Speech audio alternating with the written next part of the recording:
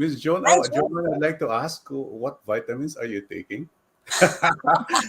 She was so ignited. Yeah, she's so ignited. Oo That's nga the eh. JB Wong effect. I Yeah, love the energy, right? yeah. All So, right. It's a pleasure sharing the stage with you today for our segment, Jove. And today, you. Jove and I would like to invite you to a casual conversation to talk about faith in our people. So join us as we go faith to faith with none other than our PMAC president, Miss Ellen Fullido. Good Ma'am, afternoon, Ellen. good afternoon. Good afternoon, Joan And and Thank you so Joe. much for joining us Grabe, you were today. asking about the vitamins that Joanne earlier yeah, the took, no? vitamins. Parang ang tawag yata doon, hyper tablet. I She was so ignited and I was like yes, listening to JV. You cannot help but be ignited talaga with the kind of energy and passion that my friendship has. yeah. Talagang ganyan siya. So And by the you'll way, be excited. today's episode is not just about the upcoming Lenten season. It's also about the women power. So JB Wong actually exhibited such great power just 30 minutes ago. I mean, yeah, 30 minutes back. And now I'm with the president of PMAT, and of course, Ms. Joan. So let's talk about faith. Yes. Yeah, that's right. Before we start, siguro, I'd like to greet all the women here. Happy Women's Month. And to all the guys, for your wife, sister, mom, even daughters, Happy Yeah, Women's Month to everybody. Women have come to the fore. Di ba, Joan? Yes, that's right. I'm Thank I'm you, I'm Miss Ellen. overpowered by women right now. So I No. You know, everything my you mom say. used to tell people, wala akong anak na babae. Everyone in the family is a male. Oh, Belongs in okay. our Same. Pareho tayo, Ma'am Ellen. Oo nga eh. Only, So, only ano ka ba, girl? And just a question: yeah, why don't we? I do we celebrate Men's Month? Parang ang pangit Parang pakinggan eh, wala, no? no? I Parang, think we always parang, celebrate Men's Month. Ah, Men, di ba? Father's Every day Day. Yes. yeah. special. Father's Day. Di ba? Father's Day is in Yes, June. Father's Day, yes. Yes, yes, we Father's do. Day, yes. But, Parang to me, it's like, that's a salute to all the men. yeah, Whether you're a the father father or or not. a Yeah, father, maybe you're single, but to me, I take that as honoring men, Mm-hmm. all the men in this Yeah. planet, 'di ba? yes. Parang in the same token because yung Mother's Day kasi is different eh. Mother because you have a child, you're rearing a child whether it's a biological born child Right. or adopted. And, Once and you speaking of that, ma'am, no, parang ano, it relates rin eh to the topic, di ba? Like, yung faith natin in people and yung faith natin sa pinanggalingan natin, no? And when we talk about faith in people, it also brings me back to my college years when my professor asked us what it meant, no, to say that I have faith in you. So, ma'am, can you indulge us? How do we distinguish faith from trust? Siguro no, kasi usually faith is associated with our faith in the Lord, faith in Mhm. God, faith in the Supreme Being, whether you're a Muslim, you're a Catholic or Christian, it's always that faith in the Supreme Being, as mentioned by Joanne earlier, that we believe in God. But let me differentiate belief from faith. Mhm. These are two related words, but there's a differentiation because when you believe, no, belief in Tagalog is paniniwala. Naniniwala ka. Whereas faith in Tagalog is pananalig. So, bukod sa spelling, ano pinagkaiba? Yung paniniwala, you put your trust and confidence into something or to someone because there's proof.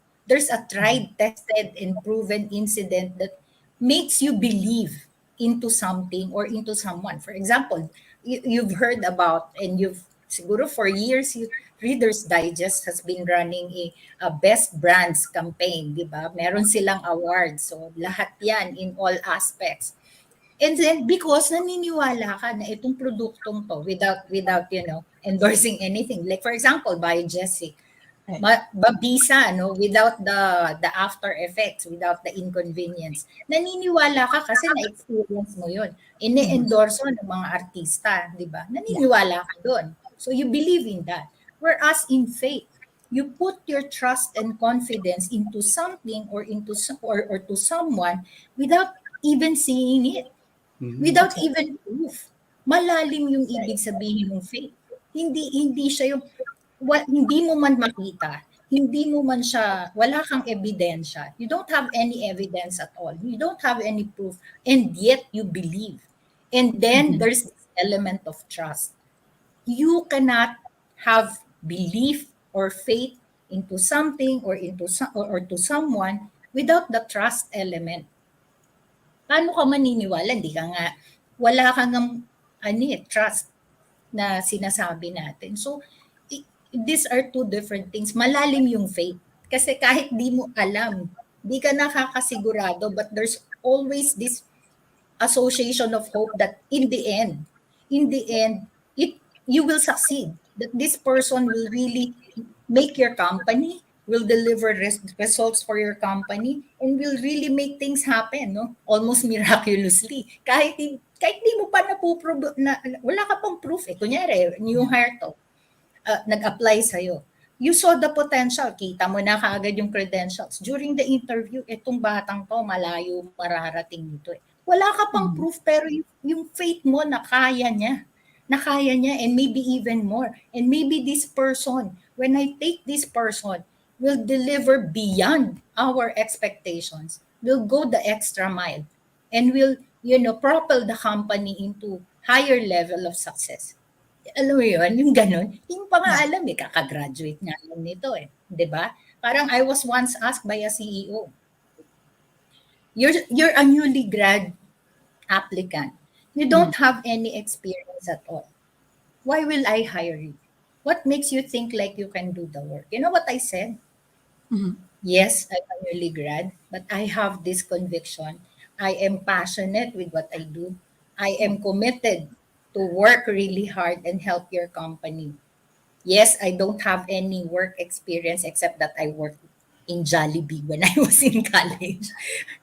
Just to while the time away kasi dami kong vacant periods. So I said, yes, I don't have any experience. But how can I have one if you don't give me one? I got the job. Yun yung clincher doon, tingin ko. Kasi lakas ng loob na itong batang to. wala pa naman pa. Also, di ba? Diba? Oo, di ba?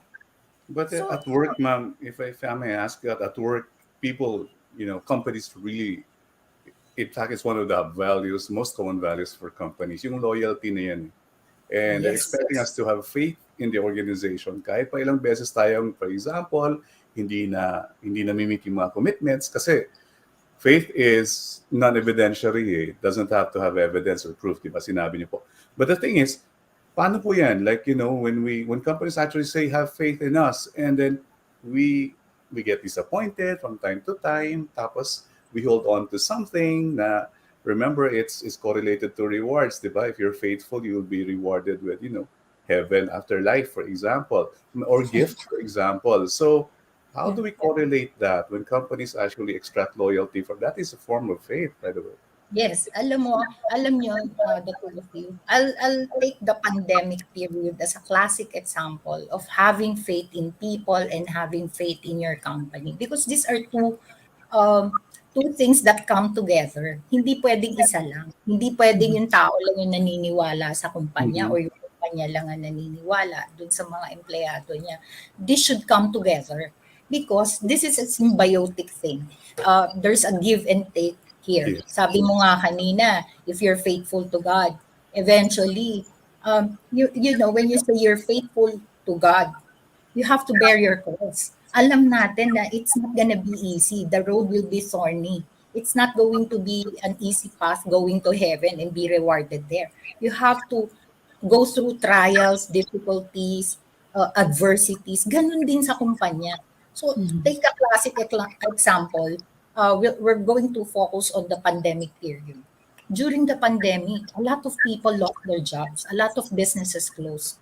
So, if the company if you see that the company is doing everything just to preserve the entire organization, just to make sure that people will still have work to do, still get their salaries, alam nyo, it takes a lot of communicating properly to people. It takes a conscious and sincere effort to be transparent, communicate with your, napaka-importante ng communication in building trust, right?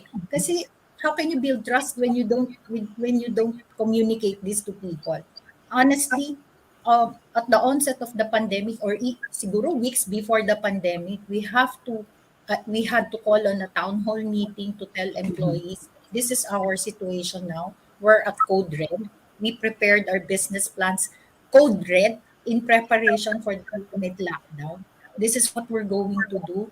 Um, we may have to suspend payment of our bonuses. We will have to cut down on overtime unless it's very, very necessary. We will limit the overtime because if your income is not coming in as expected, then the other way to preserve your funds is to cut down on costs, right? Yes. And you Right. need the help of everybody. So we will be sending people at home. We will help you. We had to let our employees take home even the desktop computers just so we That's right. make sure that they have tools to continue working. We have to give allowances, at least on connectivity, just so they're not burdened because there's a pay cut already. We're doing a Mhm. furlough. Management committed to take a pay cut. I was just like getting 50% of my salary for more than a year. Wow. And we Yeah. did that just because we need to sacrifice. Again, for you to get the reward, you need to do some sacrifices. In the end, the employees will be there to see things through because they believe it's our faith in the company that will move us no That's matter right. how difficult the situation might be, right? So we're all in this together because we communicated and we told them, you know what, they said, I can take a pay cut, but I cannot afford to lose my job. Mhm. I have a family to support. I Yeah. have kids who go to school kahit online pa yan. I have a sick parent. Somebody needs help. I'm sending my siblings to school. It's better than nothing at all. Parang kanta yun, no? Parang if you know that this company is doing a lot just so we preserve everything in the company in the hope that in the coming months things will be better. There's this always Yes. glimmer of hope that at the end of the tunnel there is light. And these people will be with you. Again, the reward. When we speak of reward, you have to work for it. You just don't Mhm. expect the company to reward you for something. Yeah. Kailangan pagtrabahuhan mo yun. It's Di a Yes. ba? two-way Reward. Hindi ka street, no? magiging employee of the year kung hindi mo pinagtrabahuhan yun. So That's Yeah. you why need, we have faith in you, Ma'am Ellen. And Right. team is so lucky to have you at the helm, especially in a very oh, challenging year. ako, I've always, ako kasi medyo expressive ako na tao. When I appreciate something, I really convey the message because I think people need to know that they're doing well.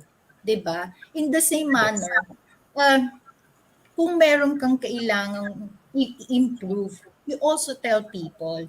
But there's different people, different strokes, 'di ba? Different folks, different strokes. So each and every person, especially in my company, no, in my organization, and even in PMAP, iba-iba Yes. yung style na gagamitin mo when you talk to them. Yung iba, ang sabi ko nga yung iba kailangan hahagurin mo, medyo Right. lalambingin, yung iba naman kailangan mo nang i-collar, yung mga ganon. Pero but the end of the day, again, as I said, if you're a leader in your company, there's always a sincere and conscious effort to really reach out to people and tell them exactly the scenario because at the end of the day, these are the same set of people who will help you. And Yes. having faith and trust in them is knowing that these people will pull through and see you through. And which we did, no? I I think I shared this with some people. At the onset of the pandemic, our company was just making 40% sales. Can you beat Mhm. that? Diba? Pero naniwala ka na sa dulo-dulo nito, makakabawi kami. It's just that And we really just have to make some sacrifices. We need to be patient about it. And we did. thank Okay. you, Together ma'am. with our Mhm. people. Thank you so Thank you much. for that sharing, ma'am. Unfortunately, it's all the time we have left. And sayang, bitin na bitin talaga tayo sa oras Wow. natin. Thank you so Yes. much for sharing your insights with us, My Miss Lee. pleasure. I Yeah. wish I could contribute some more, but Yeah. I guess we were out of time. Siguro some other time we'll do again other sharing. So It's yes. I hope I cannot read the chats anymore. So I hope I was able to enlighten some of Definitely, our ma'am. friends and Yes, colleagues. in a very light way, ma'am. You've actually Yes, delved into a very yes, deep topic. So napaka, we're so grateful, and it puts faith in the right perspective.